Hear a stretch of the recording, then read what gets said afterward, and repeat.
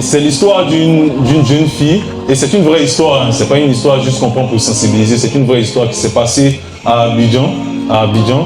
Et vous connaissez nos arrêts, les bus, hein. C'est tellement compliqué, il y a le bois, il y a tout le monde qui veut monter dans le bus. Donc elle, à l'arrêt, elle essaie de se débattre pour monter dans le bus. Et là, il y a toujours cette foule, tout le monde en train de se bousculer. Elle aussi, elle essaie de monter dans le bus. Et à partir d'un moment, le bus démarre. Et quand il démarre, tout le monde est en train d'alerter le chauffeur. Le chauffeur se dit, bon, certainement qu'il a laissé quelqu'un derrière. Donc lui, il continue. Mais il voit que les cris commencent à être encore plus persistants. Il y a des gens qui se mettent devant lui pour lui dire de s'arrêter, de s'arrêter. Et quand il s'arrête, c'est là qu'il fait ce constat-là. Un constat assez macabre.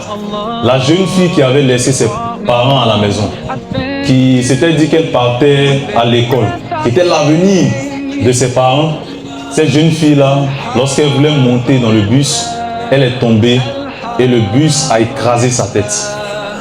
Donc, je vois déjà des visages qui sont assez... Déjà, même quand on essaie de se caricaturer cela, ça fait bizarre.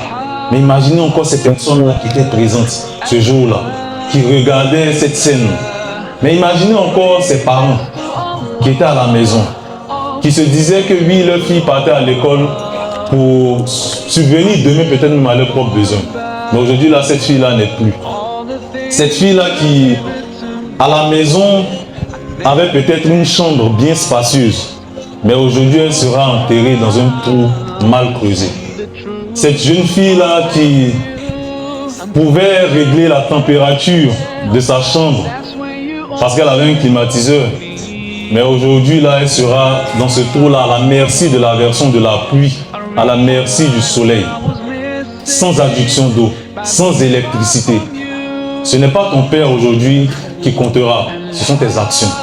Tu vas penser à tes actions. Quelles sont les actions que tu as faites pour Allah subhanahu wa ta'ala? Et là, les anges viendront, mon Kaïna, qui te poseront cette question-là. Qui a été ton Dieu? Tu ne vas pas répondre. Ici, ce n'est pas la langue qui répond, c'est ton cœur qui répond. Est-ce que tu as vécu en conformité avec les injonctions divines? C'est en ce sens-là que tu vas savoir ce que tu devras répondre.